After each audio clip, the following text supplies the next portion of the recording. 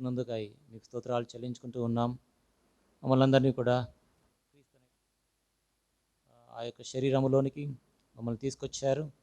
సంఘం యొక్క క్రమంలోనికి, దైవికమైనటువంటి క్రమంలోనికి మమ్మల్ని తీసుకొచ్చినందుకై మీకు స్తోత్రాలు చెల్లించుకుంటున్నాం. ఈ యొక్క లోకంలో మమ్మలను జ్యోతులుగా చేశారు. ప్రభా, ఈ యొక్క లోకములో ప్రభా మమ్మలను మీకు ఇష్టలైనటువంటి బిడ్డలుగా, మీ యొక్క కుమారులుగా, కుమార్తెలుగా మమ్మల్ని చేసుకున్నందుకై మీకు స్తోత్రాలు చెల్లించుకుంటూ ఉన్నాం. మీరు మా కొరకై కార్చినటువంటి నిత్య నిబంధన ప్రోక్షణ రక్తమును బట్టి మీకు స్తోత్రాలు చెల్లించుకుంటూ ఉన్నాం. ఆ రక్తము ద్వారానే ప్రభా మాకు బలమైనటువంటి విశ్వాసమును కలుగజేశారు, బహుధైర్యమును మాకు కలుగజేశారు. ఆ రక్తము ద్వారానే మా ప్రతి పాపమును కడిగారు. మా యొక్క ఆత్మీయ వస్త్రములను ఊదుకోవడానికి మీరు చేసిన ఏర్పాటును బట్టి మీకు స్తోత్రాలు చెల్లించుకుంటూ ఉన్నాం. ఆ రక్తం ద్వారా మాకు ఇచ్చినటువంటి పాప క్షమాపణ, విడుదల, విమోచనను బట్టి మీకు స్తోత్రాలు. మీ ప్రియ కుమారుని యొక్క రాజ్య నివాసులుగా మమ్మల్ని చేశారు. ప్రభా, మీరు మాకు అనుగ్రహించినటువంటి ఆ యొక్క నిత్యమైనటువంటి రాజ్యమును బట్టి మీకు స్తోత్రాలు. మా తండ్రి, మీరు మాకు ఇచ్చిన గొప్ప ఆధిక్యతలన్నింటిని బట్టి మీకు స్తుతులు చెల్లించుకుంటూ ఉన్నాం. ఈ యొక్క సమయంలో బైబిల్ పట్టణం కొరకై తండ్రి, మరి నా మందిరమును మీ మధ్యలో ఉంచుతానని మీరు సెలవిచ్చారు. ప్రభా, ఆ యొక్క ప్రత్యక్ష గుడారం గురించి మేము అధ్యయనం చేస్తుంటుండగా మా యొక్క మనోనేత్రములను మీరే తెరవజేయమని మీకు మొరపెడుతుంటున్నాం. ఇంకా లోతైనటువంటి సత్యాలను మేము గ్రహించినట్లుగా, తద్వారా మేము ప్రభా మమ్మల్ని మేము ఇంకా సజీవ యాగముగా మీకు సమర్పించుకునేటటువంటి వారుగా చేయమని మీకు మొరపెడుతుంటున్నాం. మా తండ్రి, మీరు చేసినటువంటి మేలు ఉపకారములన్నింటిని బట్టి మీకు స్తోత్రాలు. ఎక్కడైతే ఇద్దరు ముగ్గురు మీ యొక్క నామం పేరు కూడి ఉంటారో వారి మధ్యలో ఉంటారని చెప్పారు. ఈ యొక్క సమయంలో అదృశ్యమైన దేవుడుగా ఉన్నందుకే స్తోత్రాలు. మాకు తెలియకుండా ఎవరైనా అనారోగ్యంగా ఉన్నట్లయితే వారిని మీ యొక్క గాయపడిన సముచిత ముట్టి స్వస్థపరచండి, ఆరోగ్యం దయచేయండి. ప్రభావ మేలుకై మమ్మల్ని జ్ఞాపకం చేసుకున్నామని, మీరు అభిషేకమును, ఆత్మ యొక్క సంచారమును దయచేయమని మా ప్రభుని ప్రియరక్షకుడైన యేసుక్రీస్తు వారి నామం పేట ప్రార్థించి స్తుతించి వేడుకొనుచున్నాం తండ్రి. ఆమేన్. ప్రత్యక్ష గుడారం అనేటువంటి అంశం గురించి మనం అధ్యయనం చేస్తూ ఉన్నాం. అందులో ద్వారం గురించి చూసాం. తర్వాత మనం బలిపీఠం యొద్దకు వచ్చాం. అర్పించబడేటువంటి అర్పణలలో మొదటి అర్పణ గురించి, దహన బలి గురించి, అందులో చాలా విషయాలు చాలా లోతుగా మనము అధ్యయనం చేస్తూ ఉన్నాం. దహన బలి అర్పించేటువంటి వ్యక్తి స్వేచ్ఛార్పణగా తాను తీసుకొని రావాలి. ఆ వ్యక్తి తీసుకొని వచ్చినప్పుడు యాజకుడు ఆ యొక్క రక్తమును బలిపీఠం చుట్టూ ప్రోక్షించి దాని యొక్క చర్మం అంతటిని కూడా తాను తీసుకుంటాడు. దాని తర్వాత మిగతా శరీరం అంతా కూడా అంటే దాని యొక్క తల, దాని యొక్క అవయవములు, దాని యొక్క కాళ్ళు, దాని యొక్క క్రొవ్వు, అదంతా కూడా బలిపీఠం పైన యాజకుడు అర్పిస్తాడు. ఆ యొక్క బలిపీఠం పైన మనము తల గురించి అధ్యయనం చేస్తూ ఉన్నాం. ఆ యొక్క తలలో ఉన్నటువంటి మెదడుని గురించి, తర్వాత ఆ యొక్క శిరస్సు దేనికి సూచికగా ఉన్నది దాని గురించి, దాని తర్వాత ఆ తలలో ఉన్నటువంటి నేత్రముల గురించి, తర్వాత ఆ తలలో ఉన్నటువంటి చెవుల గురించి మనం ఇదివరకే అధ్యయనం చేశాం.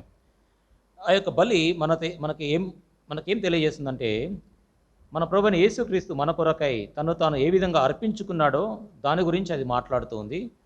అదే సమయంలో మనము వ్యక్తిగతంగా మన ప్రభునకు ఏ విధంగా అర్పించుకోవాలో దాని గురించి కూడా అది మాట్లాడుతూ ఉంది. రోమపత్రిక 12వ అధ్యాయము 1వ వచనము, రోమీయులకు 12 1వ వచనము. కాబట్టి సహోదరులారా, పరిశుద్ధమును దేవునికి అనుకూలమునైన సజీవ యాగముగా మీ శరీరములను ఆయనకు సమర్పించుకునడని దేవుని వాత్సల్యమును బట్టి మిమ్మను బతిమాలుకొనుచున్నాను. ఇట్టి సేవ మీకు యుక్తమైనది.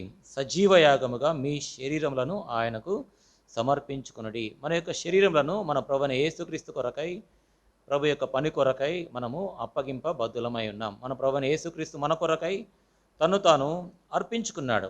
ఎఫెసీ పత్రిక 5వ అధ్యాయము 2వ వచనము. ఎఫెసీలకు 5:2. క్రీస్తు మిమ్మల్ని ప్రేమించి పరిమళ వాసనగా ఉండుటకు మన కొరకు తను తాను దేవునికి అర్పణముగాను బలిగాను అప్పగించుకునేను.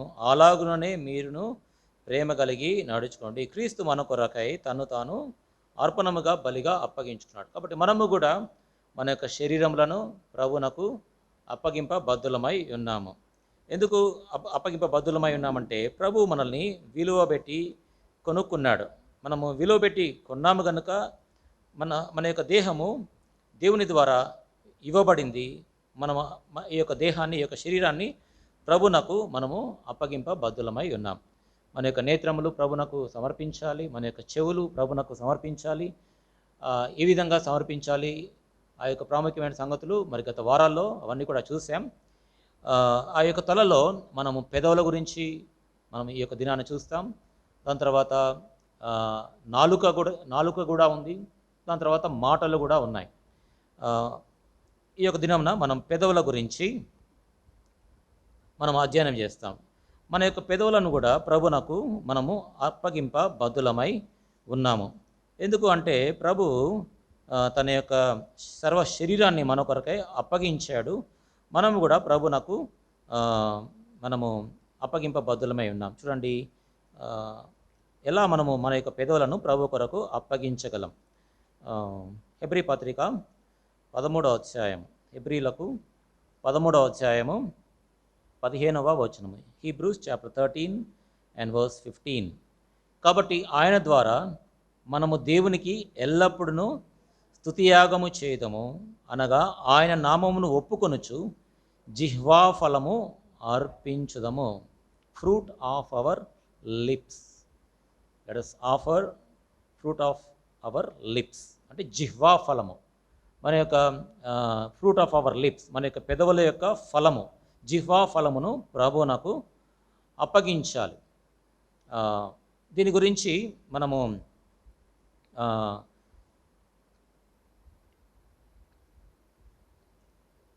ఏ విధంగా మనం అర్పించాలో కూడా మనము చూడగలము. జిహ్వా ఫలము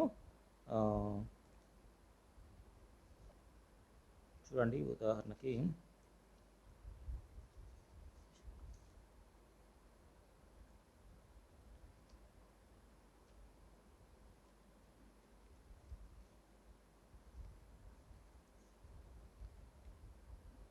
కీర్తనల గ్రంథము 51:15. కీర్తనలు 51:15. కీర్తనలు 51:15. నా నోరు నీ స్తుతిని ప్రచురపరచినట్లు నా పెదవులను తెరువుము. కాబట్టి మన యొక్క పెదవులతో ప్రభుని మనము స్తుతింపబద్ధులమై ఉన్నాం. తర్వాత 63వ కీర్తన, కీర్తనలు 63:3వ వచనము. కీర్తనలు 63:3వ వచనము. నీ కృప జీవము కంటే ఉత్తమము, నా పెదవులు నిన్ను స్తుతించును, నా పెదవులు నిన్ను స్తుతించును. ఈ విధంగా మన యొక్క పెదవులతో ప్రభుని మనము స్తుతింప బద్ధులమై ఉన్నాం. అదే రీతిగా 119వ కీర్తన, కీర్తనలు 119, 171వ వచనము. కీర్తనలు 119, 171వ వచనము. నీవు నీ కట్టడలను నాకు బోధించున్నావు, నా పెదవులు నీ స్తోత్రము నుచ్చరించును. కాబట్టి మన యొక్క పెదవులతో మనం ప్రభుని స్తుతింపబద్ధులమై ఉన్నాం. అంటే మన యొక్క పెదవులను ప్రభు కొరకు, అంటే స్తుతి కొరకు, ఆరాధన కొరకై మనము అర్పింపబద్ధులమై ఉన్నాము. అయితే మనము మన యొక్క జిహ్వా ఫలమును ప్రభునకు అప్పగించ మునుపుగా, అసలు రక్షణ పొందక మునుపు మన యొక్క పెదవులు ఏ విధంగా ఉన్నాయో మనము తెలుసుకోవాలి. దేవుని యొక్క వాక్యం ఎంతో తేటగా మానవుని యొక్క పెదవులు ఎట్లా ఉండినాయో చాలా తేటగా మనకు తెలియజేస్తూ ఉంది. మనకు కొన్ని విషయాలు తెలియవచ్చేమో కానీ దేవుని యొక్క వాక్యము చాలా సంపూర్ణమైనటువంటిది. ఇందులో మన యొక్క పెదవులు రక్షణ పొందక పూర్వము, జిహ్వా ఫలాన్ని అర్పించక పూర్వము, స్తుతి చెల్లించక పూర్వము మన యొక్క పెదవులు దేవుని దృష్టికి ఏ విధంగా ఉండినాయి. చూడండి, రోమీలకు అపొస్తలుడైన పౌలు పత్రిక రాస్తూ, రోమా పత్రిక 3వ అధ్యాయము 13వ వచనము. రోమీలకు 3వ అధ్యాయము 13వ వచనము. వారి గొంతుక తెరచిన సమాధి, తమ నాలుకలతో మోసము చేయుదురు, వారి పెదవుల క్రింద సర్ప విషమున్నది. మన పెదవుల కింద సర్ప విషము, అంటే మన యొక్క పెదవులు సర్ప విషముతో నింపబడినటువంటివి.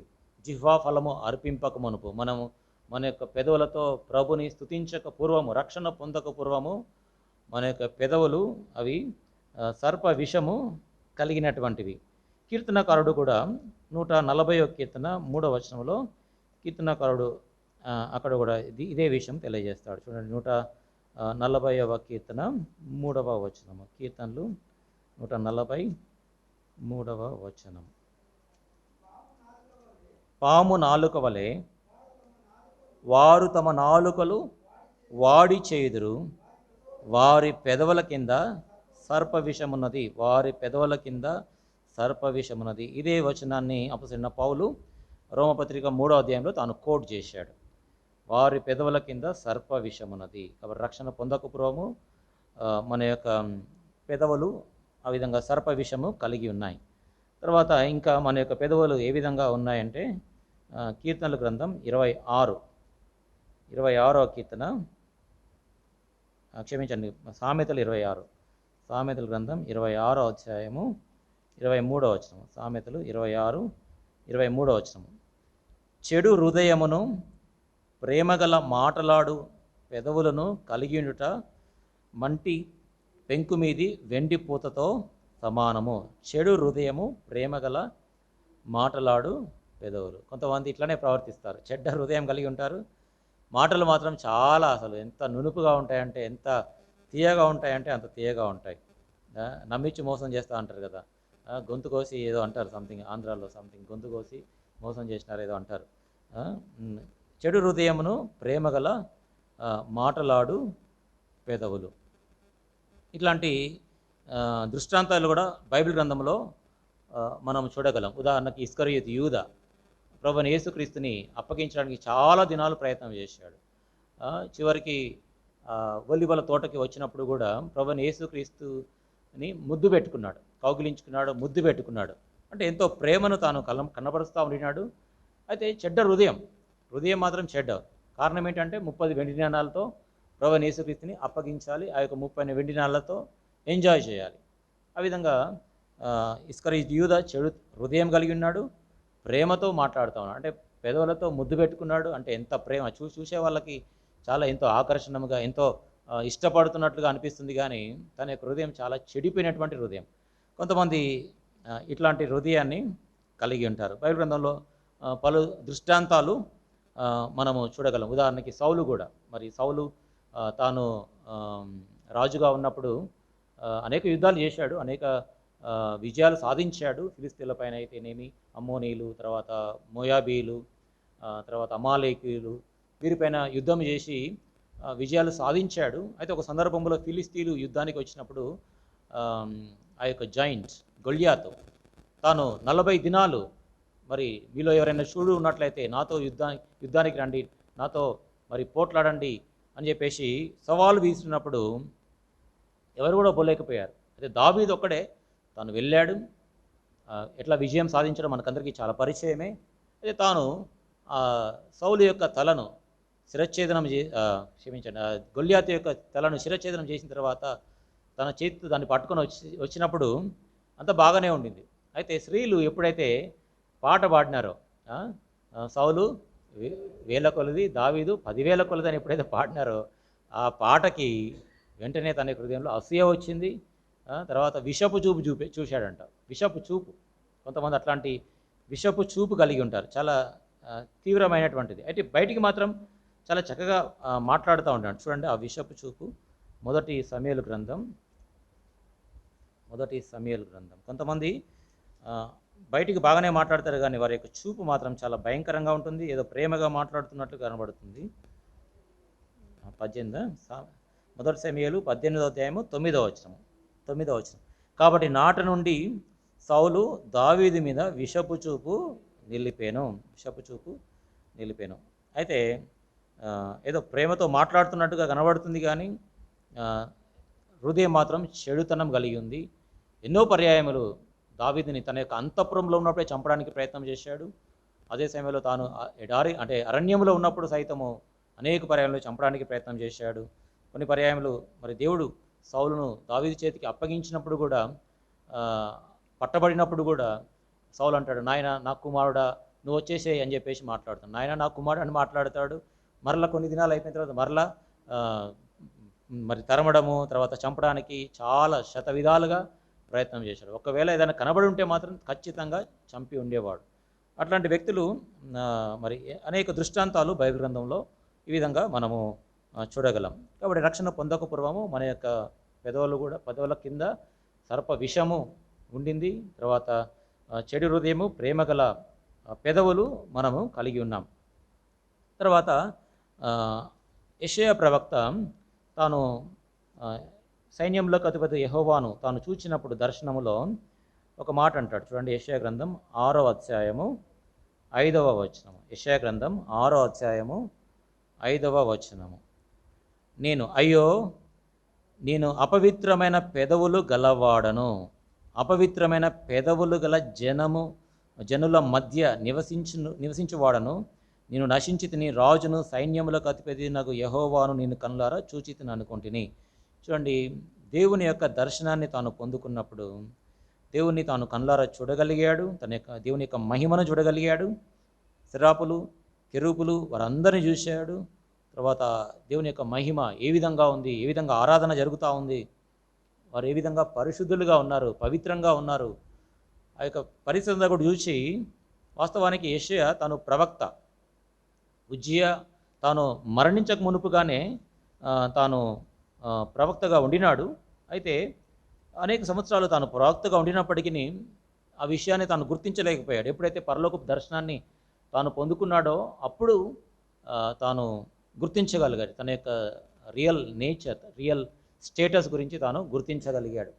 కాబట్టి మనం కూడా రక్షణ పొందక మునుపు నా మటుకు నేను అనుకునేవాడిని, ఏం తప్పు చేశాం, అంత పెద్ద తప్పేం కాదుగా అనిపించింది. కానీ రక్షణ పొందిన తర్వాత దినాలు గడిచే కొలది, సంవత్సరాలు గడిచే కొలది ఇప్పటికి కూడా నాలో పాపం ఒకసారి చూసినప్పుడు అరే ఇంత నీచమైనటువంటి పాపం నాలో ఉందా అనిపిస్తుంది, ఇంత నీచున్న దుర్మార్గున్నా అనిపిస్తుంది కొన్నిసార్లు. అట్లాంటి స్థితి అపొస్తలుడైన పౌలు కూడా తాను కలిగి ఉన్నాడు. అయ్యో నేను ఎంత దౌర్భాగ్యుని అంటాడు. ఇట్టి శరీరంలో మరి ఏ మంచిది కూడా నివసించదని తాను ఎంతో కేకలు వేసి మాట్లాడతాడు. ఎందుకంటే ఆత్మీయంగా ఎదుగుతున్న కొలది తన యొక్క నిజస్థితి తెలిసిపోతుంది. ఎంత పాపులమో, ఎంత అపవిత్రులమో, ఆ సెన్సిటివిటీ అనేటువంటిది, ఆ స్పర్శ అనేటువంటిది ఉంటుంది. ఏదైనా చిన్న అపవిత్రత, చిన్న అబద్ధము కానీ, ఏదైనా చెడుతనము మన యొక్క హృదయంలో రక్షణ పొందిన తర్వాత చోటు చేసుకుంటే ఆ స్పర్శ వెంటనే అరే ఇంత పాపిని, ఇంత చెడ్డగా మాట్లాడుతున్నానా అనేటువంటిది అనిపిస్తుంది. అది స్పర్శ. ఈ యొక్క ప్రవక్త కూడా, యెషయా ప్రవక్త కూడా తాను అనేక దినాలు ప్రవక్తగా ఉండినప్పటికీ, సువార్త ప్రకటించినప్పటికీ, దేవుని యొక్క వాక్యాన్ని ప్రకటించినప్పటికీ, తాను పరలోకపు దర్శనం పొందుకున్న తర్వాత వారందరి మధ్యలో తాను ఎట్లా చూసుకున్నాడంటే అపవిత్రమైన పెదవులు గలవాడని అంటాడు. కేకలు వేస్తాడు, నేను నశించి తిని అంటాడు.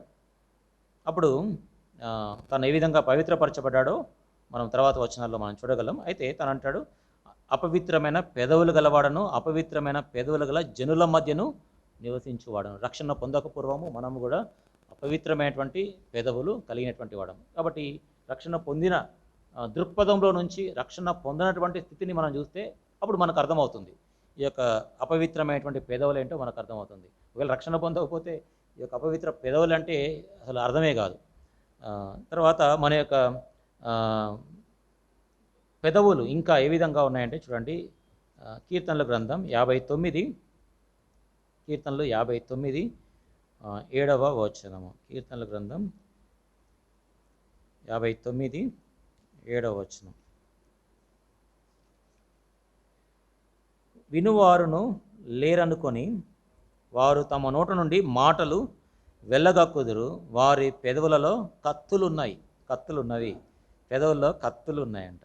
కాబట్టి రక్షణ పొందకపూర్వం మరి కత్తిపోటు వంటి మాటలు, అది ఎక్కడుందో వచనం నాకు గుర్తులేదు, కానీ కత్తిపోటు వంటి మాటలు మాట్లాడతారు.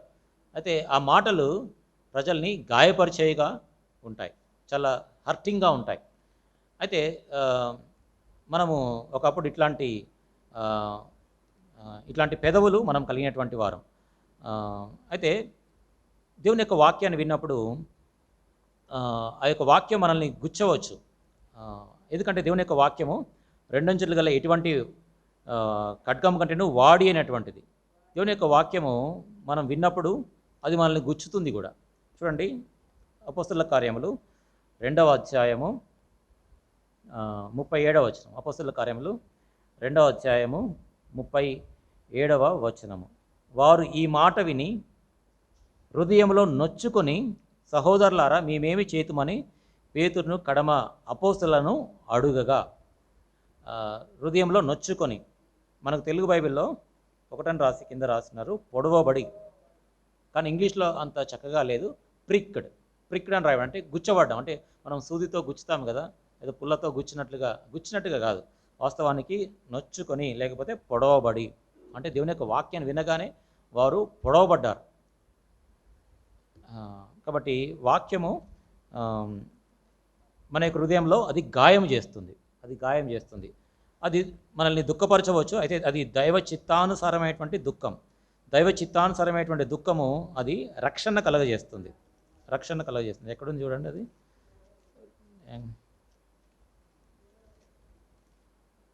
2 కొరింథీ పత్రిక 7వ అధ్యాయము 10వ వచనం. 2 కొరింథీ పత్రిక 7, 10వ వచనం. దైవ చిత్తానుసారమైన దుఃఖము రక్షణార్థమైన మారు మనస్సును కలగజేయును. ఈ మారు మనసు దుఃఖమును పుట్టించదు. అయితే లోక సంబంధమైన దుఃఖము మరణమును కలగజేయును.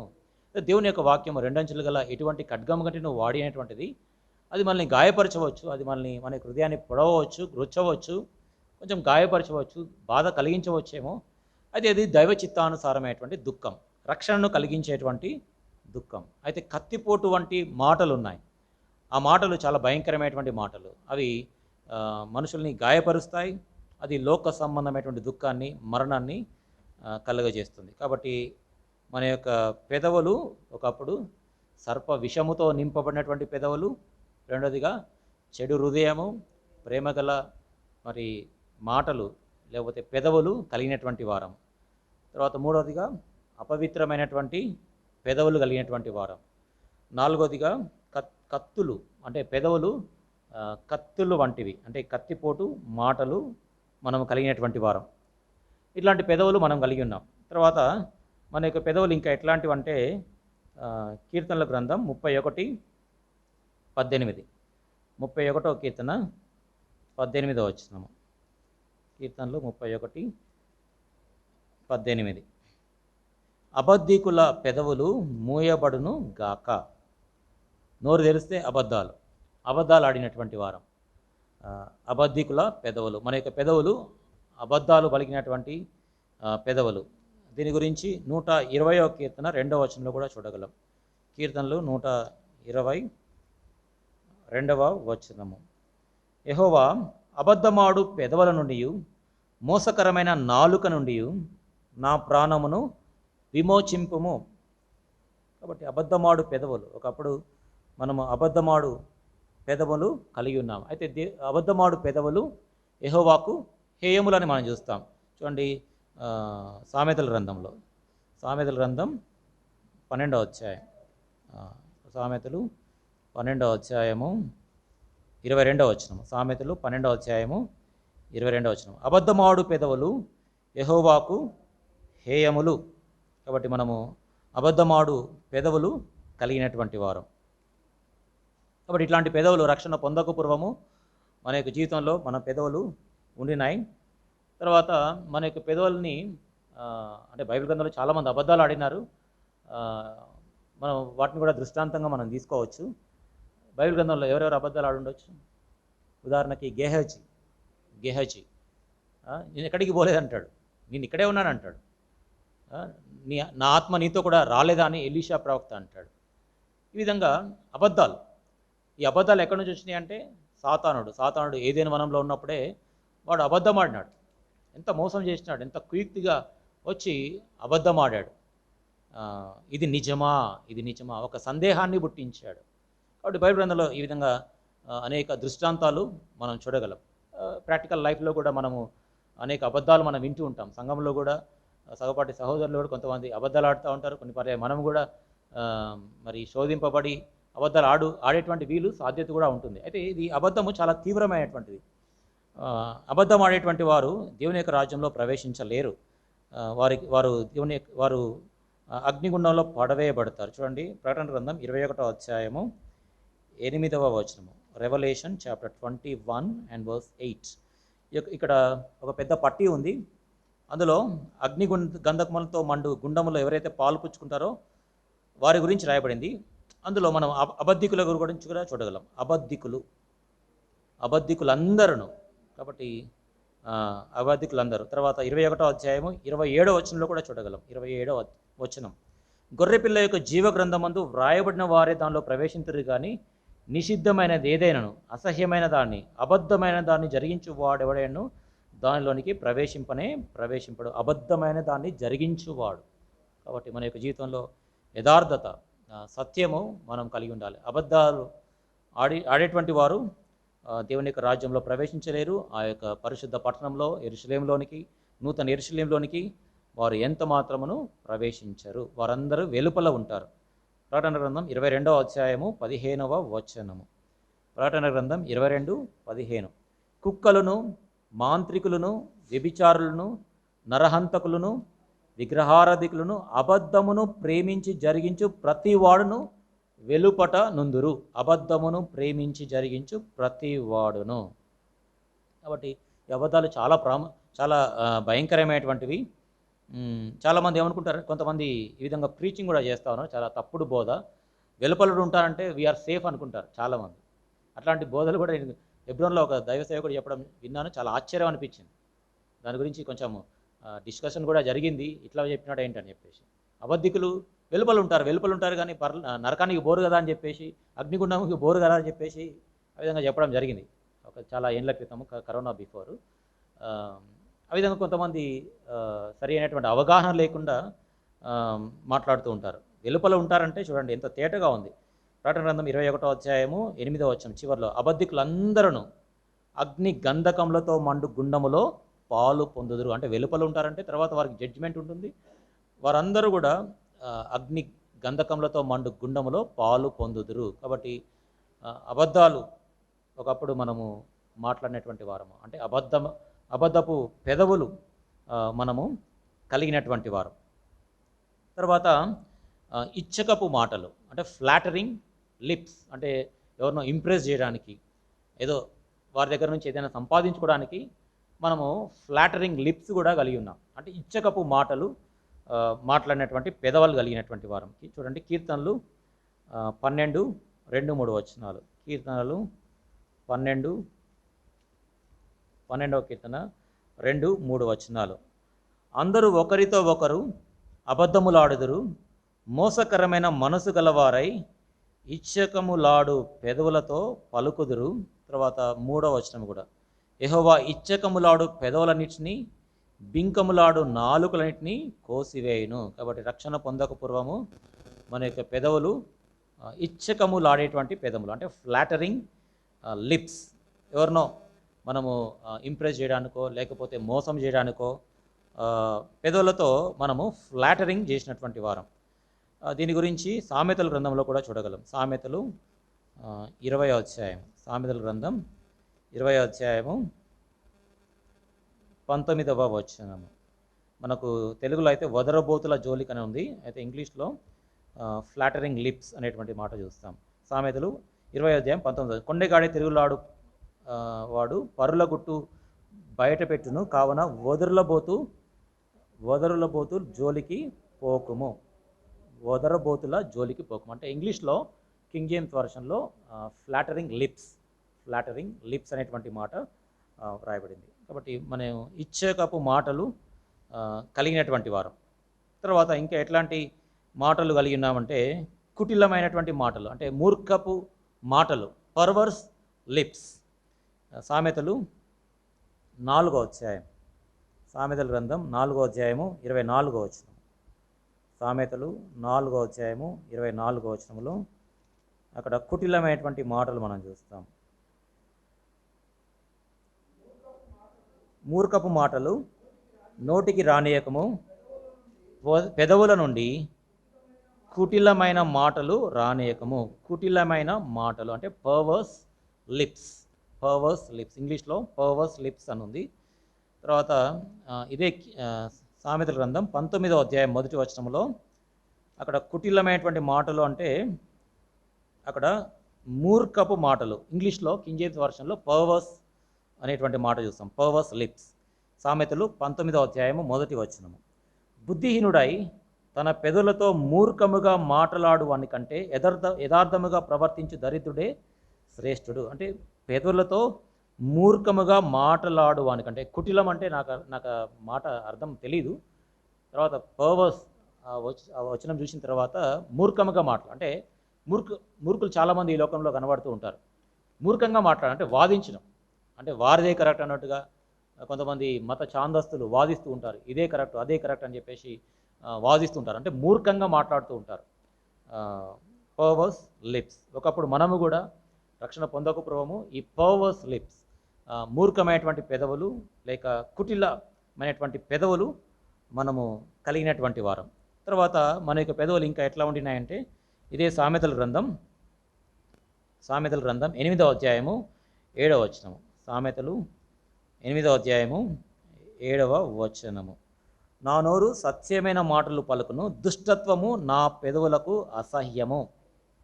రక్షణ పొందిన తర్వాత దుష్టత్వాన్ని మనం అసహించుకుంటున్నాము. అయితే రక్షణ పొందక పూర్వము దుష్టత్వము మన యొక్క పెదవుల గుండా వెళ్ళింది. అంటే చెడ్డ మాటలు మాట్లాడడము, బూతులు మాట్లాడడము, చెడుతనము మాట్లాడడము, దుష్టత్వము తో నింపబడినటువంటి పెదవులు. అందుకనే అపోస్తలుడైన పౌలు ఎఫెసీ సంఘానికి పత్రిక రాస్తూ దుర్భాష మీ నోట రానియకుడు అంటాడు. చూడండి, ఎఫెసీ పత్రిక 4వ అధ్యాయం, ఎఫెసీలకు 4వ అధ్యాయము, ఎఫెసీ పత్రిక 4వ అధ్యాయం 29వ వచనం. 29. వినువారికి మేలు కలిగినట్లు అవసరమును బట్టి క్షేమాభివృద్ధికరమైన అనుకూల వచనమే పలుకుడి కానీ దుర్భాష ఏదైనాను మీ నోట రానియకుడి. దుర్భాష ఏదైనాను మీ నోట రానియకుడి. అంటే దుష్టత్వంతో నింపబడినటువంటి, చెడుతనంతో నింపబడినటువంటి పెదవులు మనం కలిగినాం. రక్షణ పొందిన తర్వాత మన యొక్క మాటలు చాలా జాగ్రత్తగా ఉండాలి. కారణం ఏంటంటే, మనం మాట్లాడే ప్రతి మాట పరిశుద్ధాత్మ దేవుడు మన అంతరంగంలో ఉండి చాలా జాగ్రత్తగా ఆలకిస్తూ ఉంటాడు. పరిశుద్ధాత్మ దేవుడు మనలో మనం కలిగి ఉన్నాం. పరిశుద్ధాత్మ దేవుడు అంటే ఆయన ఒక గాలి కాదు, ఒక వాయువు కాదు, ఆయన ఒక మనిషి, ఆయన ఒక వ్యక్తి, త్రిత్వత్వంలో ఒక వ్యక్తి అయి ఉన్నాడు. కాబట్టి పరిశుద్ధాత్మ దేవుని మనం కలిగి ఉన్నాం. మనం మాట్లాడే ప్రతి మాటను పరిశుద్ధాత్మ దేవుడు వింటూ ఉంటాడు. మనం చెడ్డ మాటలు, బూతులు, అసంబంధమైనటువంటి మాటలు మాట్లాడితే పరిశుద్ధాత్మ దేవుడు మనలో ఉండి ఆయన దుఃఖపడతాడు. అందుకనే అక్కడ రాయబడింది 30వ వచనం, దేవుని పరిశుద్ధాత్మను దుఃఖపరచకుడి. దానికంటే ముందు దుర్భాష ఏదైనాను మీ నోట రానియకుడి. అవసరంను బట్టి వినువారికి మేలు కలిగినట్లు అవసరంను బట్టి క్షేమాభివృద్ధికరమైన అనుకూల వచనమే పలుకుడి కానీ దుర్భాష ఏదైనాను మీ నోట రానియకుడి. కాబట్టి అనవసరమైన మాటలు, చెడ్డ మాటలు, బూతులు మాట్లాడడము చేస్తే పరిశుద్ధాత్మ దేవుడు మనలో దుఃఖపడుతూ ఉంటాడు. కొంతమంది విశ్వాసులు కూడా, కొంతమంది దైవ సేవకులు కూడా కొంతమంది బూతులు మాట్లాడడం నేను విన్నాను. చాలా భయంకరం. ఎన్నో సంవత్సరాల ఆత్మీయ అనుభవం ఉంటుంది కానీ మాటలు సరిగా ఉండవు, మర్యాదకరంగా ఉండవు. చెడ్డ మాటలు మాట్లాడతారు. అంటే ఆవేశంలో బూతులు మాట్లాడతారు కొంతమంది. చాలా భయంకరం. అంటే తట్టుకోలేక, అంటే ఆవేశంతో మాట్లాడినటువంటి మాటలు. కాబట్టి మన యొక్క మాటలు చాలా కంట్రోల్డ్గా ఉండాలి. తర్వాత ఇదే ఎఫెసీ పత్రిక 5వ అధ్యాయము 4వ వచనం. ఎఫెసీ పత్రిక 5వ అధ్యాయం 4వ వచనం. కృతజ్ఞతా వచనమే మీరు ఉచ్చరింపవలెను కానీ మీరు బూతులైనను, పోకిరి మాటలైనను, సరసోక్తులైనను ఉచ్చరింపకూడదు, ఇవి మీకు తగవు. పోకిరి మాటలు అంటే వెర్రి మాటలైనను. కాబట్టి మన యొక్క మాటలు బహు జాగ్రత్తగా ఉండాలి. ఒకప్పుడు మనము వెర్రి మాటలు, ఈ యొక్క దుష్టత్వముతో కూడినటువంటి మాటలు, చెడ్డ మాటలు మనము మాట్లాడినటువంటి వారం. కాబట్టి రక్షణ పొందకపూర్వం మన యొక్క స్థితి. తర్వాత సామెతలు 12వ అధ్యాయం 13వ వచనంలో కూడా దీనికి సంబంధించిన వచనం మనం చూస్తాం. సామెతల గ్రంథం 12వ అధ్యాయము 13వ వచనము. పెదవుల వలని దోషము అపాయకరమైన ఊరి. పెదవుల వలని దోషము అపాయకరమైన ఊరి. ప్రాముఖ్యంగా ఈ కీర్తనలు, సామెతల గ్రంథంలో పెదవుల గురించి చాలా మాటలు రాయబడ్డాయి, చాలా వచనాలు రాయబడ్డాయి. కాబట్టి మన పెదవులు దోషముతో నింపబడినటువంటి పెదవులు కలిగినటువంటి వారం. అది అపాయకరమైనటువంటి ఊరి. తర్వాత మనము ఇంకా ఎట్లాంటి మాటలు మనము మన యొక్క పెదవులతో మాట్లాడినామంటే, ఇదే సామెతల గ్రంథం 14వ అధ్యాయము 23వ వచనము. సామెతలు 14వ అధ్యాయము 23వ వచనము. సామెతలు 14:23. ఏ కష్టము చేసినను లాభమే కలుగును, ఒట్టి మాటలు లేమిడికి కారణములు. కాబట్టి చాలామంది అనవసరంగా ముచ్చట్లు పెడుతూ ఉంటారు. దానివల్ల ఎట్లాంటి ప్రయోజనము లేదు. గంటల తరబడి దినాల కొలది, వారాల కొలది, నెలల కొలది ఉత్తిగా మాట్లాడుతూ ఉంటారు, ఉత్తిగా డిస్కషన్ చేస్తూ ఉంటారు. దానివల్ల ఎట్లాంటి ప్రయోజనం లేదు. దానికి ప్రతిగా ఏదైనా జాబ్ చేస్తే, లేకపోతే ఏదైనా మనము పనిలో నిమగ్నమైనట్లయితే, ఏదైనా పని చేస్తూ ఉన్నట్లయితే దాని ద్వారా మనకు లాభం కలుగుతుంది. అక్కడ రాయబడింది, ఏ కష్టము చేసినను లాభమే కలుగును. కాబట్టి మనం ఏ ప్రయాసపడినా కానీ దానికి లాభమే ఉంటుంది. ఒకవేళ పుస్తకం చదివితే దాని ద్వారా జ్ఞానం వస్తుంది. ఏదైనా వాకింగ్ చేసామనుకోండి, అది కూడా కష్టమే. మనకి చక్కటి ఆరోగ్యం ఇస్తుంది. రన్నింగ్ చేయడం, లేకపోతే జిమ్కి వెళ్ళడం, ఏ పని చేసినా కానీ, లేకపోతే ఇన్స్ట్రుమెంట్స్ వాయించడం, కీబోర్డ్ వాయించడం, లేకపోతే గిటార్ ప్లే చేయడం, తబలా వాయించడము వచ్చినా కానీ దాన్ని ప్రాక్టీస్ చేస్తూ ఉంటే ఇంకా ఎక్కువగా స్కిల్ అనేటువంటిది పెరుగుతూ ఉంటుంది. కాబట్టి ఏ కష్టము చేసినా కానీ లాభమే కలుగుతుంది. కాబట్టి రక్షణ పొందక పూర్వము అనవసరమైనటువంటి ముసలమ్మ ముచ్చట్లు, నేను కూడా రక్షణ పొందక పూర్వము స్నేహితులు కలిగి ఉండినాను. గంటల తరబడి ముచ్చట్లే, బయట వీధుల్లో తిరగడము, కలిసి తిరగడము, అక్కడక్కడ కూర్చోవడము, పిచ్చి పిచ్చి మాటలు, అనవసరమైనటువంటి మాటలు, ఆ విధంగా ఒట్టి మాటలు, దానివల్ల ఎట్లాంటి ప్రయోజనం వారికి ఉండదు, నాకు ఉండదు. అట్లాంటి మాటలు మాట్లాడినటువంటి వాడు.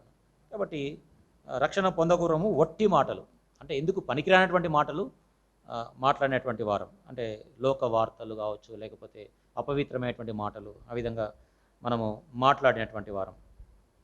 తర్వాత సామెతలు 18వ అధ్యాయము 6వ వచనం. సామెతలు 18వ అధ్యాయము 6వ వచనం. మన యొక్క పెదవులు ఇంకా ఎట్లా ఉండినాయంటే, బుద్ధిహీనుని పెదవులు కలహమునకు సిద్ధముగా నున్నవి, దెబ్బలు కావాలని వాడు కేకలు వేయును. మన యొక్క పెదవులు ఎట్లాంటి పెదవులు అంటే బుద్ధిహీనుని పెదవులు అంటే కలహానికి, గొడవకు రేపేటువంటి పెదవులు కలిగినటువంటి వారం, బుద్ధిహీనుని పెదవులు కలిగినటువంటి వారము. ప్రసంగి గ్రంథం 10వ అధ్యాయము 12వ వచనము. ప్రసంగి గ్రంథం 10వ అధ్యాయము 12వ వచనము. ప్రసంగి గ్రంథం 10వ అధ్యాయము 12వ వచనం. జ్ఞానుని నోటి మాటలు ఇంపుగా ఉన్నవి, అయితే బుద్ధిహీనుని నోరు వానినే మృంగివేయును. ఒకప్పుడు మనము బుద్ధిహీనుని పెదవులు లేక నోరు మనము కలిగినటువంటి వారు. తర్వాత ఇదే సామెతలు 24:2 వచనము. సామెతలు 24వ అధ్యాయము 2వ వచనము. వారి హృదయము బలాత్కారము చేయ యోచించును, వారి పెదవులు కీడును గూర్చి మాట్లాడును. అంటే కీడును తలపెట్టడానికి కొరకై మాట్లాడుతుంది. సౌలు కూడా చాలా డిస్కషన్ చేశాడు, దావీదుని ఎట్లా చంపాలి, ఎన్నో ప్రయత్నాలు చేశాడు. కొంతమంది కీడు చేయడానికి, ఏ విధంగా పడగొట్టాలి, ఏ విధంగా ఎవరైనా మంచిగా వాడబడుతుంటే కూడా డిస్కషన్స్ చేస్తారు కొంతమంది, వారిని ఎట్లా పడగొట్టాలి, ఎట్లా మినిస్టర్ నుంచి తప్పించాలి అని స్కీమింగ్ చేస్తూ ఉంటారు. వారి పెదవులు కీడును గురించి మాట్లాడను, కీడును తలపెట్టుట కొరకై మాట్లాడేటువంటి మాటలు. తర్వాత మోసకరమైనటువంటి మాటలు. ఇదే సామెతలు 24వ అధ్యాయము 28వ వచనము. సామెతలు 24:28వ వచనము. చివరిలో, నీ పెదవులతో మోసపు మాటలు చెప్పవచ్చునా. మోసపు మాటలు. సాతానుడు ఏదైనా వనంలో మోసపు మాటలు వాడు మోసగాడు, నరహంతకుడు, అబద్ధికుడు, అబద్ధానికి జనకుడు. కాబట్టి కుయుక్తిగా వచ్చాడు, మోసం చేశాడు, ఎంత దారుణంగా మోసం చేశాడు. కాబట్టి రక్షణ పొందకపోవడం మనం కూడా మోసపు పెదవులు కలిగినటువంటి వారం. తర్వాత కాని మాటలు, అంటే అసంబద్ధమైనటువంటి మాటలు, బూతులు మాట్లాడకపోవచ్చు, అయితే అనవసరమైనటువంటి మాటలు, దేవుని యొక్క పిల్లల్ని మనము దూషించడము, అట్లాంటివి కూడా మాట్లాడేటువంటి వీలు సాధ్యత ఉంది. అంటే 106వ కీర్తన, ఇక్కడ దావీదు మోషే తాను కాని మాట మాట్లాడినాడు. 106వ కీర్తన 33వ వచనం. కీర్తనలు 106:33వ వచనం. ఎట్లనగా వారు అతని ఆత్మ మీద తిరుగుబాటు చేయగా అతడు తన పెదవులతో కాని మాట పలికెను. కాబట్టి ఏం పలికాడో మనకందరికీ తెలుసు. ఏమన్నాడు? దుర్మార్గులారా, దేవుని యొక్క పిల్లల్ని పట్టుకొని, దుర్మార్గులారా మేము నీళ్లు రప్పించవలెనా అని చెప్పేసి, పాపం చాలా భూమి మీద ఉన్నారా వారందరిలో మిక్కిలి సాత్వికుడని దేవుడే సాక్ష్యం ఇచ్చాడు. ఎన్నిసార్లు శోధించారు. అయినా కానీ ఎంతో సహనము తాను కలిగి ఉండినాడు. ఎన్నడూ కూడా కాని మాట పొరపాటున ఆ 40 ఏళ్లలో మాట్లాడలే. ఆయన సీనాయి పర్వతం పైన ఉన్నప్పుడు దేవుడు ముందే చెప్పాడు. కొండపైన ఉన్నప్పుడే ఇశ్రాయేల్ ప్రజలు కొండకు దిగున ఒక విగ్రహాన్ని చేసుకున్నారు అని చెప్పిన అప్పుడే ప్రార్థన చేస్తాడు. అప్పటికి ఆ యొక్క తీవ్రత మోషేకి తెలీదు. కొండ దిగి వచ్చిన తర్వాత వారు డ్యాన్సులు వేయడము, నగ్నంగా ఉండడము, తర్వాత ఆ యొక్క దూడను చూచినప్పుడు తట్టుకోలేక దేవుడు రాసిచ్చినటువంటి ఆ పలకలను పగలగొట్టాడు. ఎంత కోపం వచ్చిందంటే అంత కోపం వచ్చింది. అయితే తర్వాత మరలా వారి కొరకే వెళ్ళి ప్రార్థన చేయడం మొదలుపెట్టాడు. తర్వాత ఇంకొక సందర్భంలో చూసినట్లయితే కాదేశు బర్నియా అక్కడ నుంచి స్పైస్గా అంటే వేగు చూడడానికి 12 మందిని పంపిస్తే 10 మంది చెడ్డ సమాచారం తీసుకొచ్చారు, 2 మాత్రం మంచి సమాచారం తీసుకొచ్చారు. ఆ యొక్క సమయంలో సంఖ్యాకాండం 14వ అధ్యాయం అనుకుంటాను, అక్కడ రాయబడింది అసలు సర్వ సమాజమంతా కూడా మోషే అహరోనులకు విరోధముగా లేచారంట. వారు సర్వ సమాజమంతా చూడండి, సంఖ్యాకాండం 14వ అధ్యాయము 14వ వచనంలో, అప్పుడు ఆ సర్వ సమాజము ఎలుగెత్తి కేకలు వేసెను, ప్రజలు ఆ రాత్రి ఎలుగెత్తి ఏడ్చి. చూడండి, ఆ సర్వ సమాజము అంటే 20 లక్షల కంటే ఎక్కువ మంది, 6 లక్షల కాల్బలము అయితే ఇంకెక్కువ మంది, 6 లక్షల ప్రజలు దాదాపుగా వారందరూ ఎలుగెత్తి ఏడ్చారు. తర్వాత వారందరూ ఏం చేశారు చూడండి, సనిగారు మోషే అహరోనుల పైన సనిగారు. తర్వాత మోషే వారిపైన ఇంకా వారు ఏమన్నారంటే చూడండి, 4వ వచనంలో, వారు మనము నాయకుని ఒక నియమించుకొని ఐగుప్తునకు తిరిగి వెళ్ళుదామని ఒకరితోనొకడు చెప్పుకొనగా. అంటే మోషే పనికిరాలే, అహరోను పనికిరాలే, ఇన్ని సంవత్సరాలు వారిని నడిపించాడు, దేవునితో మాట్లాడినాడు, తర్వాత ఎర్ర సముద్రాన్ని ఏ విధంగా పాయలు చేశాడు, ఏ విధంగా మన్న కురిపించబడుతుంది, ఇవన్నీ కూడా మర్చిపోయారు. ఇన్ని అద్భుతాలు ఇన్ని ఆశ్చర్యలు చేసినటువంటి మోషే అహరోనులను మర్చిపోయి ఒక వ్యక్తిని ఒక నాయకునిగా చేసుకొని తిరిగి ఐగుప్తుకు వెళ్ళిపోదామంటారు. అంటే దేవుడు చేసిన మేలులు ఉపకారాలు ఏమాత్రం కూడా వారికి లెక్కలోనికి రావటం లేదు. ఎన్ని అద్భుతాలు చేశారు. వాస్తవానికి దేవుడు ఇశ్రాయేల్ ప్రజలందరినీ కూడా సంహరించి మోషేను తన యొక్క సంతతి వారిని ఆశీర్వదించాలనుకున్నాడు ఆ దూడ చేసినప్పుడు. అయినా కానీ మోషే దేవునికి ఎదురుబడి ప్రార్థన చేశాడు. వారు క్షమాపణ పొందుకోవడానికి మోషే కారకుడైతే ఇప్పుడు మోషేని విస్మరించి వారు ఇష్టానుసారంగా ప్రవర్తించారు. తర్వాత అప్పుడు మోషే ఏం చేశాడు చూడండి, 5వ వచనంలో, మోషే అహరోనులు ఇశ్రాయేళ్ల సర్వసమాజ సంఘం ఎదుట సాగిలు, అసలు అవసరం ఏంటంటే సాగిలు పడాల్సిన అవసరం లేదు, అయినా కానీ మోషే సాగిలో పడ్డాడు.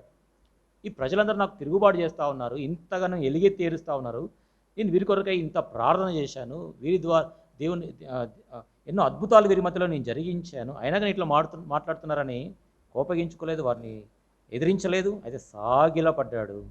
అయితే నీళ్లు రప్పించేటువంటి విషయంలో మాత్రం సహనాన్ని కోల్పోయాడు. కారణం ఏంటంటే 106వ కీర్తన 33వ వచనంలో రాయబడింది, ఎట్లనగా వారు అతని ఆత్మ మీద తిరుగుబాటు చేయగా, ఆత్మ మీద తన యొక్క మనుష్య సంబంధమైన ఆత్మ పైన తిరుగుబాటు చేసినప్పుడు తట్టుకోలేకపోయాడు.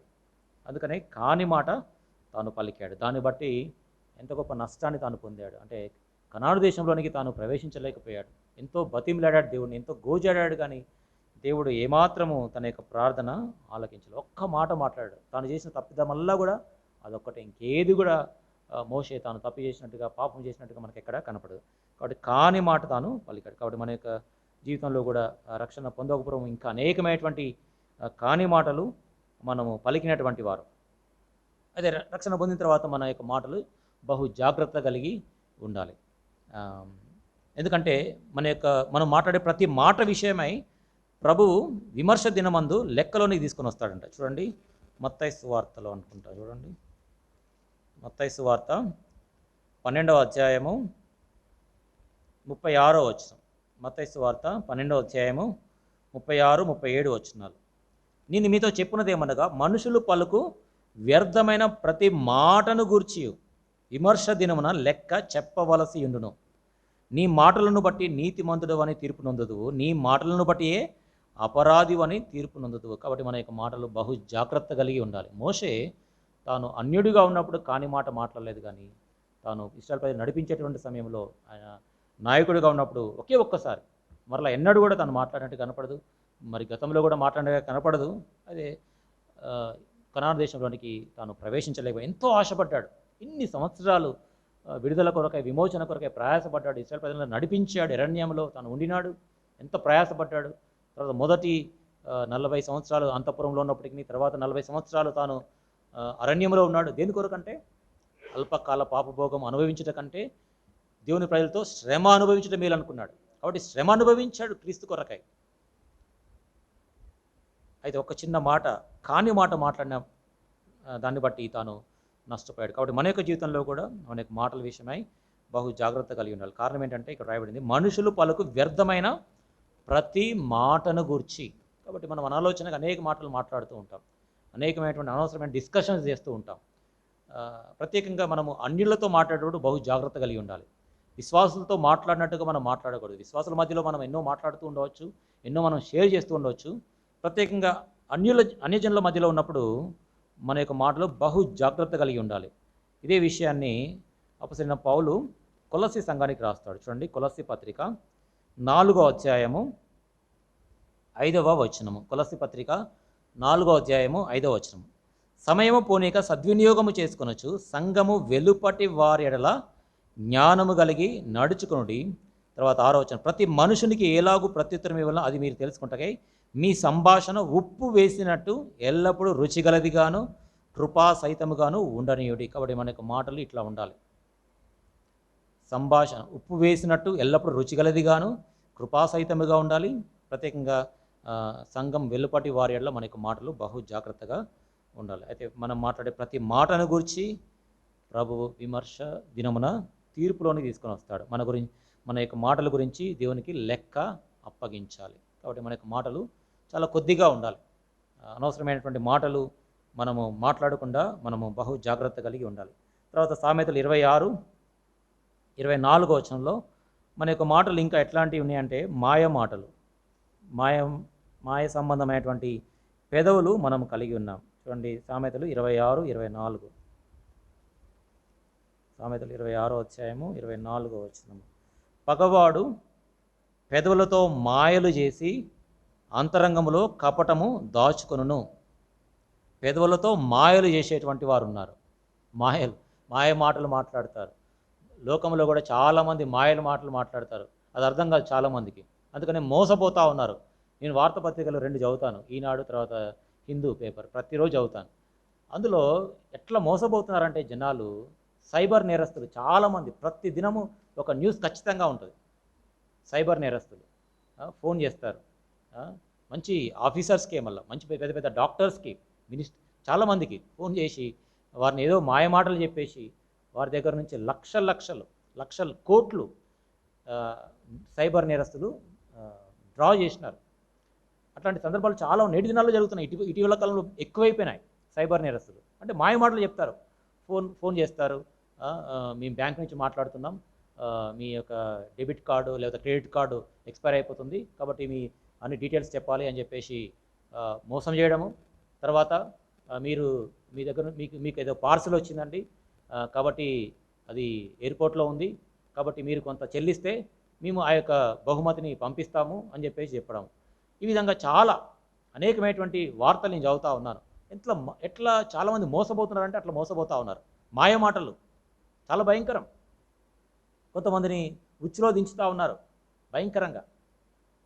కొంతమంది ఆ విధంగా ఆత్మహత్యలు చేసుకున్నటువంటి వారు కూడా ఉన్నారు మాయ మాటలను బట్టి. కాబట్టి మనం దేవుని యొక్క వాక్యాన్ని బాగుగా ఎరిగినటువంటి వారం కనుక ఈ మాయ మాటలను మనము నమ్మేటువంటి వారము కాదు. అందుకని అపొస్తలుడైన పౌలు ఎఫెసీ సంఘానికి పత్రిక రాస్తూ 4వ అధ్యాయంలో అంటాడు, మనుషుల మాయోపాయముల చేత వంచనతోనూ తప్పు మార్గములాగు కుయుక్తితోనూ గాలికి కొట్టుకొని పోనట్లు కల్పింపబడిన ప్రతి ఉపదేశమునకు ఇటు అటు కొట్టుకొని పోవచ్చు, అలల చేత ఎగరగొట్టబడిన వారమైనట్లు కొట్టుకొని ఉండక. చూడండి, ఎఫెసీ పత్రిక 4వ అధ్యాయం 14వ వచనం. ఎఫెసీ పత్రిక 4:14. అందువలన మనం మీకు మీద పసిపిల్లలమై ఉండి మనుషుల మాయోపాయముల చేత వంచనతోనూ తప్పు మార్గములాగు కుయుక్తితోనూ, చూడండి ఇక్కడ రాయబడింది, మనుషుల మాయోపాయముల చేత. మాయోపాయాలు. కాబట్టి చాలామంది లోకములో మోసం చేస్తూ ఉన్నారు, చాలా భయంకరం. తప్పు మార్గంలా కుయుక్తితోను గాలికి కొట్టుకొని పోనట్లు కల్పిపోయిన ప్రతి ఉపదేశం నాకు ఇటు అట్టు కొట్టుకొని పోవచ్చు, అలల చేత ఎగరగొట్టబడిన వారమైనట్లుండక. కాబట్టి మాయ మాటలు చెప్పేవారు లోకములో చాలామంది ఉన్నారు, చాలామంది ఉన్నారు. కాబట్టి దేవుని యొక్క వాక్యాన్ని మనం బాగుగా ఎరిగినట్లయితే ఈ మాయ మాటల నుంచి మనము తప్పించబడగలం. లోకంలో చాలా డినామినేషన్స్ కూడా ఉన్నాయి, క్రైస్తవత్వంలో కూడా చాలా డినామినేషన్స్ ఉన్నాయి. అయితే మన యొక్క సహవాసంలో ఎక్కువగా మనం వాక్యాన్ని చదువుతున్నాం, వచనాలు చెప్పడం జరుగుతూ ఉంది, వచనాలు మనం తీసి చదవడం జరుగుతూ ఉంది. వెంటనే పరిశోధన చేస్తూ ఉన్నాం మనం. ఈ విధంగా బైబిల్ గ్రంథంలో రాయబడిందా లేదని మనం వెంటనే చూస్తూ ఉన్నాం. అయితే చాలా కొన్ని డినామినేషన్స్లో పెంతుకొస్తు కావచ్చు, ఇదేంటి క్యాథలిక్స్, దాంట్లో వాళ్ళకి అసలు వాక్యం ఉండదు, బైబిల్ గ్రంథము వారి చేతిలో ఉండదు. తర్వాత మిగతా అంటే వారిని విమర్శించడం కాదు, కానీ సిఎస్ఐ చర్చెస్లో కూడా బైబిల్ పట్టుకొని పోరు, తర్వాత పాటల పుస్తకం పట్టుకొని పోరు, ఊరికి అట్లా వెళ్ళిపోతారు అంతే. వాక్యం కూడా తీయరు చాలామంది. అట్లనే చూస్తూ ఉంటారు, వాక్యం ఏం చెప్తే అది వినేస్తారు, ఏది చెప్పేస్తే.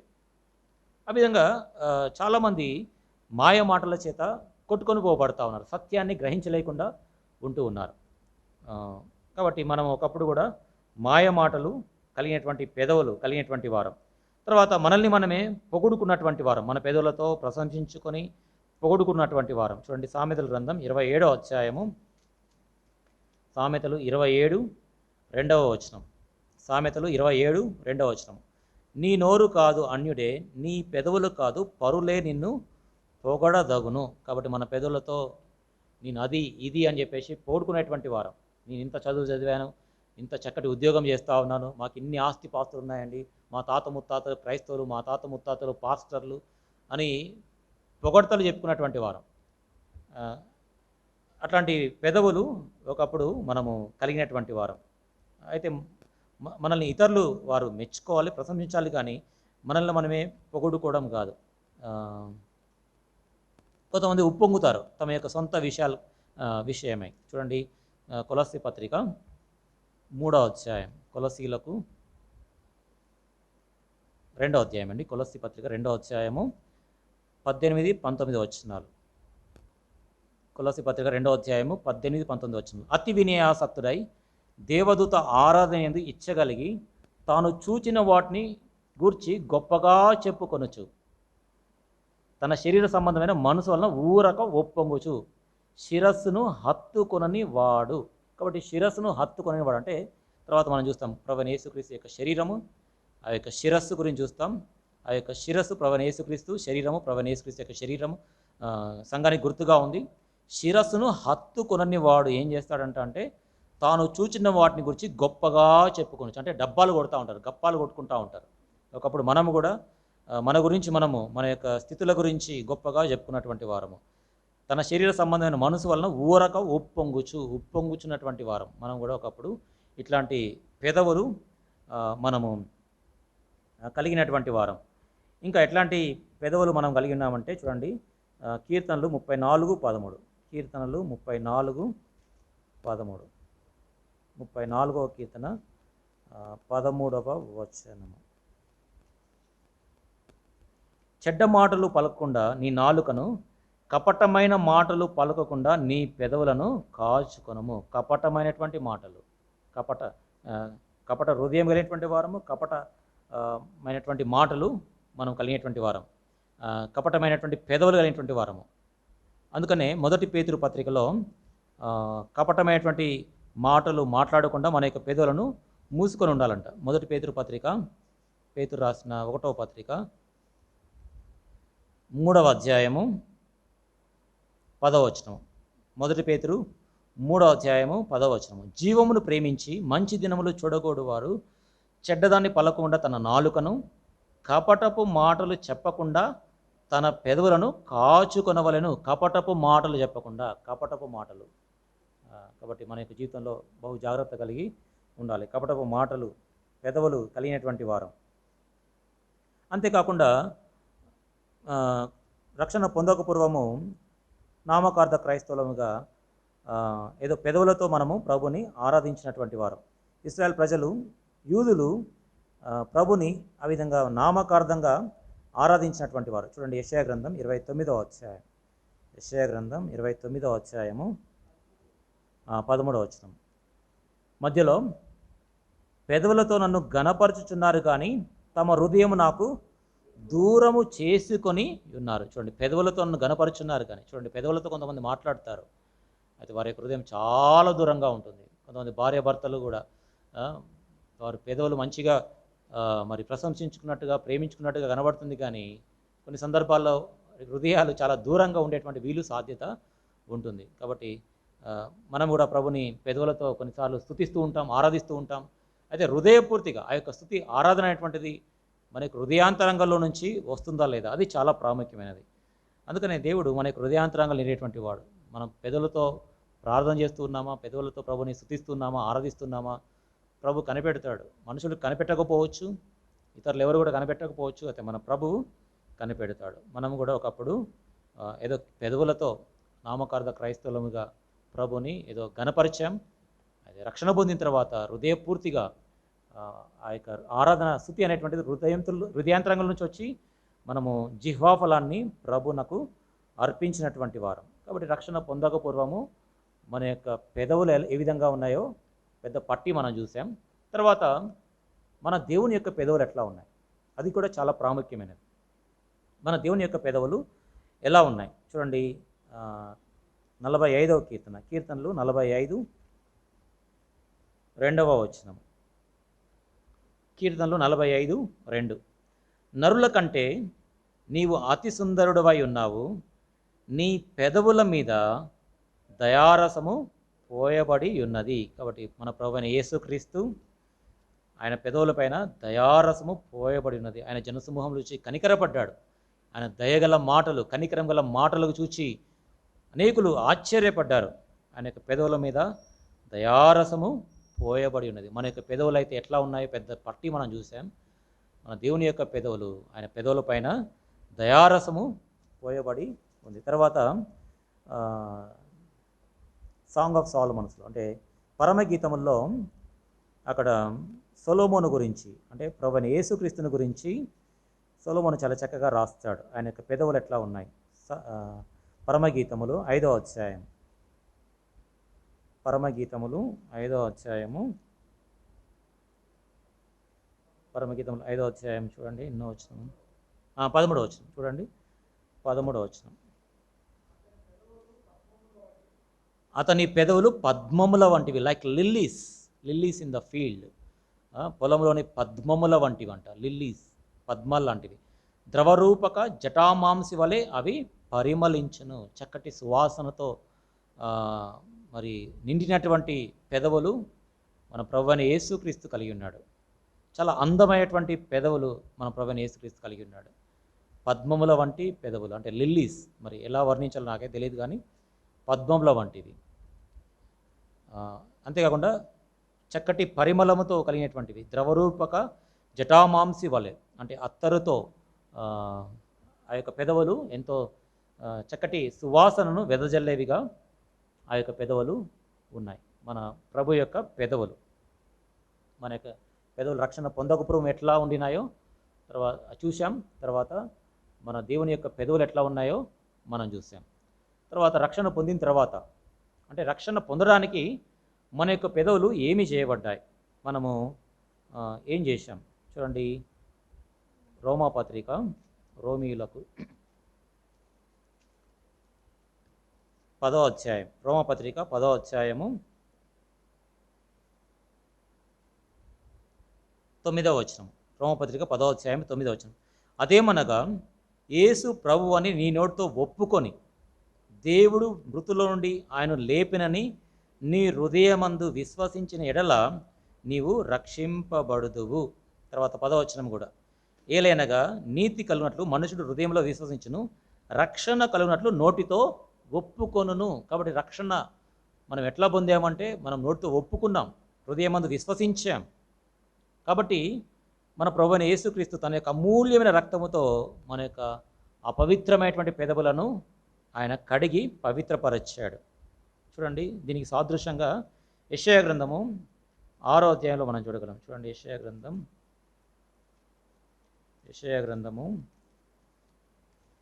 6వ అధ్యాయంలో ఇక్కడ యెషయా ప్రవక్త యొక్క పెదవులు ఏ విధంగా మరి పవిత్రపరచబడ్డాయి. యెషయా గ్రంథం 6వ అధ్యాయము 7వ వచనము. ఇది నీ పెదవులకు తగిలేను గనుక నీ పాపమునకు ప్రాయశ్చిత్తమాయను, నీ దోషము తొలగిపోయాను. చూడండి, పెదవులకు తగిలిచ్చాడు. ఏం తగిలిచ్చాడు? 6వ వచనంలో, అప్పుడు ఆ శరాపుల్లో ఒకడు తాను బలిపీఠం మీద నుండి కారుతో తీసిన నిప్పును చేత పట్టుకొని నా యుద్ధకు ఎగిరి వచ్చి నా నోటికి దాన్ని తగిలించి. ఇక్కడ బలిపీఠం మనకు కనబడతా ఉంది. బలిపీఠం, అక్కడ బలిపీఠం పైన మరి అక్కడ కారుతో తీసిన నిప్పు ఉంది. బహుశా అది మరి ప్రభువైన యేసుక్రీస్తు యొక్క రక్తానికి సాదృశ్యమేమో అనుకుంటాను. నిప్పు అది ఎర్రగా కనబడుతుంది. మన ప్రభువైన యేసుక్రీస్తు తన యొక్క రక్తము చేత మనల్ని కడిగి పవిత్రపరిచాడు. మన యొక్క పెదవులను కూడా తన యొక్క రక్తము చేత, బలిపీఠం అంటే సిలువలో కార్చిన రక్తము చేత మన పెదవులను ఆయన కడిగి పవిత్రపరిచాడు, ప్రాయశ్చిత్తము చేశాడు, దోషాన్ని తొలగించాడు. కాబట్టి మన యొక్క పెదవులను కూడా ఆయన పవిత్రమైనటువంటి పెదవులుగా, ప్రాయశ్చిత్తము చేయబడిన పెదవులుగా ఆయన చేశాడు. తర్వాత ఇంకా ఎట్లాంటి పెదవులుగా చేశాడంటే, ఇదే పరమగీతములో షూలమ్మితి గురించి, షూలమ్మితి యొక్క పెదవుల గురించి సొలొమోను రాజు రాస్తూ అంటాడు. చూడండి, పరమగీతములు 4వ అధ్యాయం 3వ వచనము. పరమగీతములు 4వ అధ్యాయము 3వ వచనము. నీ పెదవులు ఎరుపు నూలును పోలి ఉన్నవి, నీ నోరు సుందరము. ఇక్కడ షూలమ్మితి గురించి వ్రాయబడింది, లేకపోతే సంఘము గురించి వ్రాయబడింది. నీ పెదవులు ఎరుపు నూలును పోలి ఉన్నవి. కాబట్టి మన యొక్క పెదవులు ఎరుపు నూలుగా, అంటే పవిత్రమైనటువంటి పెదవులుగా ప్రభువు చేశాడు. ఇంకా ఎట్లాంటి పెదవులు అంటే, ఇదే పరమగీతంలో 4వ అధ్యాయము 11వ వచనము. పరమగీతంలో 4వ అధ్యాయము 11వ వచనము.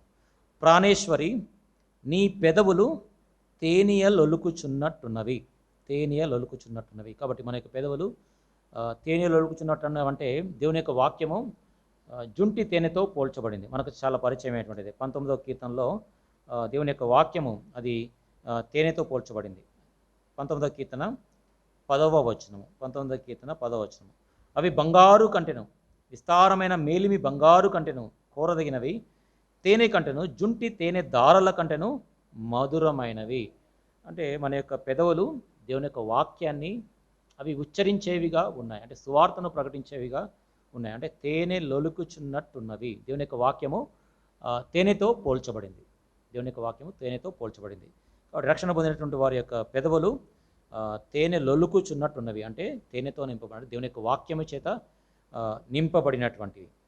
తర్వాత మన యొక్క పెదవులు ఉత్సహించేటువంటి పెదవులుగా చేశాడు. చూడండి, కీర్తనలు 63వ కీర్తనలో అక్కడ కీర్తనకారుడు మన యొక్క పెదవులను ఆయన ఉత్సహించేటువంటి పెదవులుగా, 63వ కీర్తన 5వ వచనం మధ్యలో, ఉత్సహించు పెదవులతో నా నోరు నిన్ను గూర్చి గానము చేయుచున్నది.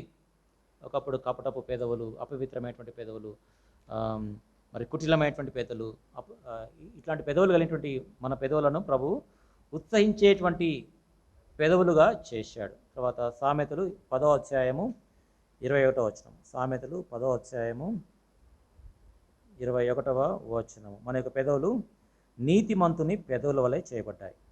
సామెతలు 10వ అధ్యాయం 21. నీతిమంతుని పెదవులు అనేకులకు ఉపదేశించును. కాబట్టి మన యొక్క పెదవులు ఎట్లా అయిపోయినాయి అంటే నీతిమంతుల పెదవులుగా అయిపోయాయి. తర్వాత ఇదే సామెతలు 14వ అధ్యాయము 3వ వచనం. సామెతలు 14వ అధ్యాయము 3వ వచనము చివరిలో, జ్ఞానుల పెదవులు వారిని కాపాడును. కాబట్టి జ్ఞాన సంబంధమైనటువంటి పెదవులుగా చేశాడు, జ్ఞానుల పెదవులుగా చేశాడు. ఇదే 15వ అధ్యాయము, సామెతలు 15:7వ వచనము.